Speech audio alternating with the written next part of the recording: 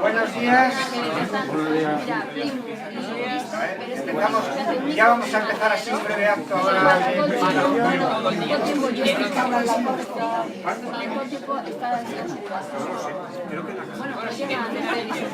Does anybody have a corkscrew? ¿Nadie tiene la navaja suiza? Creo que no. Vaya. Buenos días. Bienvenidas y bienvenidos a todo el mundo. Hemos realizado aquí ahora, vamos a realizar, mejor dicho, una nueva presentación del último libro de John, al que creo que todo el mundo conocéis, no hace falta presentarle mucho. Es su libro más personal, no es un libro así de aventura, de pesca, de no sé qué, como los demás. En este John se desnuda un poco, personalmente, hablando en metáfora, habla un poco de su familia, sus vivencias, su vida, sus influencias, sus padres, su gran abuelo, en el que recibió toda su mayor influencia de aventura, de pesca, todas donde su familia estuvo, o su abuelo sobre todo y su bisabuelo, Sí. por Australia, África, sobre todo África, Oriente, la India. Bueno, la verdad es que es un libro en el que, por eso digo, se desnuda un poco y presenta un poco de lo que es su intimidad, creo yo. Sí, Tal y como lo poco que he leído del libro, su intimidad. Entonces, a partir de ahí, por eso digo que es un libro más literario, más personal, y donde viene se ve que viene todo su espíritu aventurero. Desde muy joven salió de casa, empezó a viajar por ahí, no ha parado. Y no he parado. Y yo creo que no vas a parar. No sé para cuándo irás a los polos, pero Es lo que me con un falta, serrucho abres ahí y la unos caña pocos. para adentro. Así que nada, sin más, no voy a extenderme más. Dejo la palabra a Stuart, que le conoce mucho mejor que yo, y porque le conoce desde que prácticamente John vino a Valladolid, poco después. Sí. Entonces él podrá contar más cosas de él. Y luego que John nos explique un poco de qué va el libro. Muchas gracias a todas y todos por venir.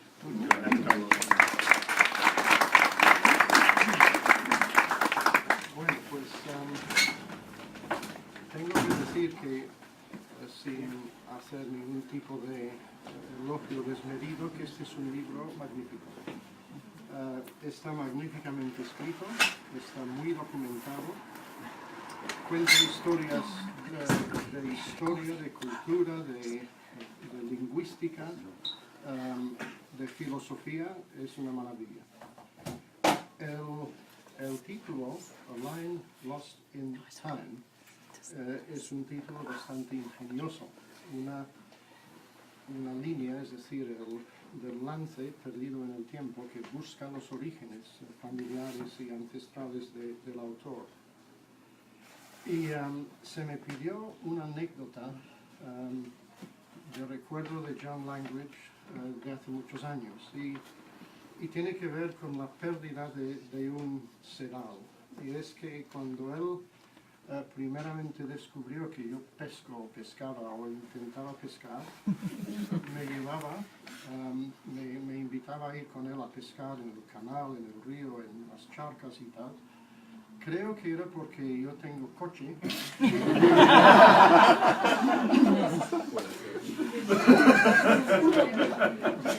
De hecho, en un sitio de acceso difícil intentó que yo cambiase mi coche por un 4x4. Me iba con él con mucho gusto y la primera vez que fui lancé el sedal, ¿se dice así el sedal?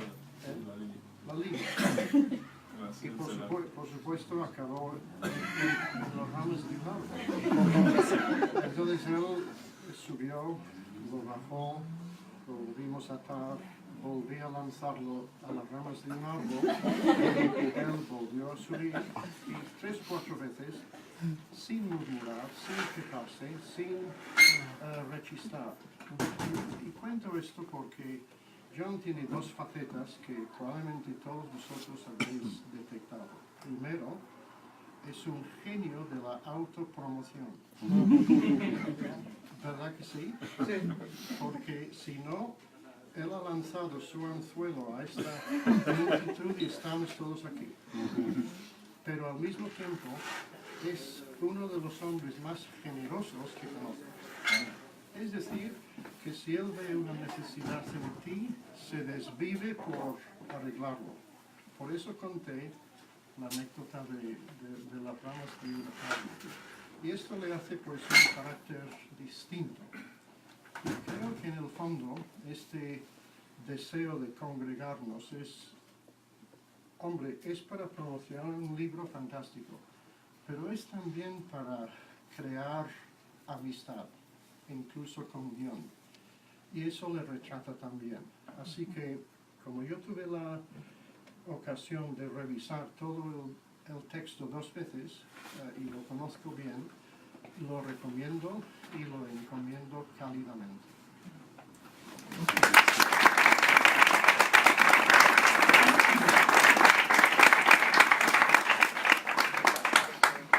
Well, ahora pasamos al inglés. Como el libro está en inglés, pues tengo un par de cositas preparadas porque la verdad es que paso muy mal ese tema de hablar en público, que no sea delante de centenares de candidatos al examen, que lo tengo mucho más fácil. Pues quiero ante todo dar las gracias a todo el mundo. So thank you everybody for coming. I want to thank Stuart for the very, very kind words that he said about the book. I want to thank Carlos and everybody here at Eurobook who have given us this space today to have this event. I want to thank Trina, who is somewhere at the back there, who is going to provide us with some wonderful food, which personally I think is the best reason to be here. And I'm looking forward to that very much. As far as the book is concerned, both myself and my publishers have written and produced books about fishing for many decades now. And the fact that I write about fishing is often, considered rather curious by people. Often people say, why do you go? And a lot of it is about escaping from reality and finding a quiet spot on a river. And what I want to refer to first of all is, while I was at the university in Canterbury, in Kent, doing my first degree, I was studying Virginia Woolf. And Virginia Woolf, of course, as everybody knows, is one of the greatest writers of the 20th century. And famous for being a particular kind of writer, not the kind of writer that you would normally associate with fishing, quite frankly. She would seem to be poles apart from such a thing. But nevertheless, she, in the 1930s, wrote a review of a fishing book. And she quoted these words from that book. I felt receptive to every sight, every colour, and every sound, as though I walked through a world from which a veil had been withdrawn. And this notion of the writer, a chap called Jack Hills, struck Virginia Woolf as extremely interesting because in much of her writing she sought to lift veils and reveal realities, as many writers do. And so in her review she asks the quite reasonable question, why would we have to go fishing? Is it necessary to go fishing in order to have this experience? And at the end of a long and very academic review, she concludes that, frankly, yes, it is. If you go and you have that experience, it's very likely that your perceptions will be broadened and veils will be lifted. And so I was considerably struck by that. Then, when I started working on this book, it's been probably 10 years in the making. Although many of the experiences recounted there go back much, much earlier, incluso, in fact, to the very first time I ever went fishing at the age of 4. So it's been 60 years that I've been fishing. And while I was working on it, I came across a book called Light Years by James Salter. You may or may not have heard of James Salter, but he's an American writer who had been an aircraft pilot and a fighter pilot and involved in wars. And when he retired from that, he started writing. He wrote some of the most extraordinary fiction that has been produced in the US. And I have a quote which struck me tremendously, because the narrative thread of this book is a search into the origins of my family, and in a sense of my desire to travel and my desire to fish, and the importance of all those generations and the incredibly little that I knew about them. I knew very little really about my father. He's alive, he's 88 now. I knew very little about his father or his father all the way down the line. I'm referring to the male line because they were all extraordinary travellers. And so that is the line, in fact, of the book. Anyway, I came across this. There is no complete life. There are only fragments. We are born to have nothing, to have it pour through our hands. And yet, this pouring, this flood of encounters, struggles, dreams. One must be unthinking, like a tortoise. One must be blind. One must be resolute. For whatever we do, even whatever we do not do, prevents us from doing the opposite. Acts demolish their alternatives. That is the paradox. So that life is a matter of choices, each one final and of little consequence, like dropping stones into the ocean. And I was struck by this. I thought, surely we are more important than this. We are not just the ripples left on the water. But in the case of my family, I knew nothing about them. They no longer lived. My grandfather, my great-grandfather, my great-great-grandfather. These people had worked on the sea, and I knew nothing about them. And so then, in another novel by James Salter called Burning the Days, I came across these lines. Families of no importance. So much is lost. Entire histories. There is no room for all.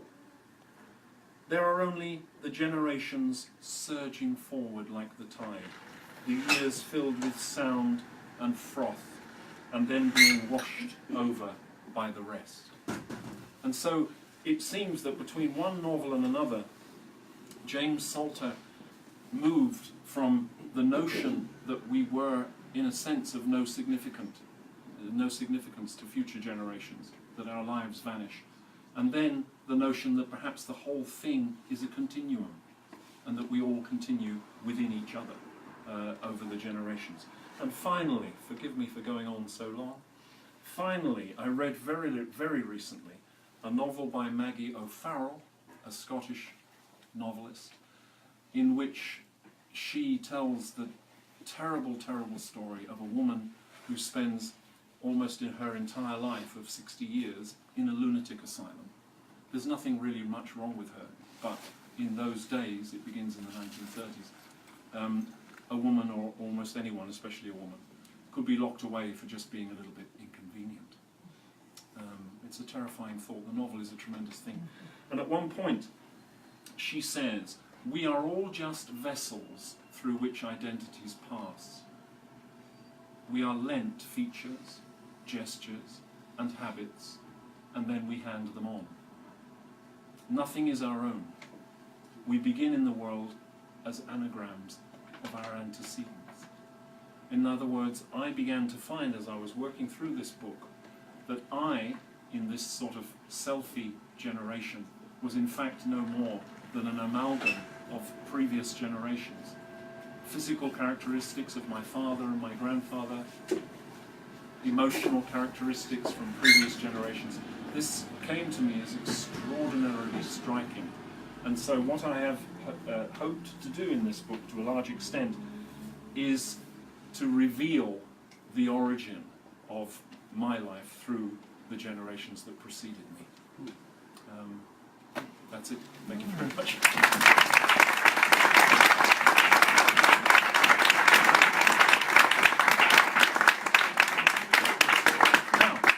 To eat. Come to Gnas for it to be signed. For it to be signed? Yeah. Did he? No, not yet. Oh, wow.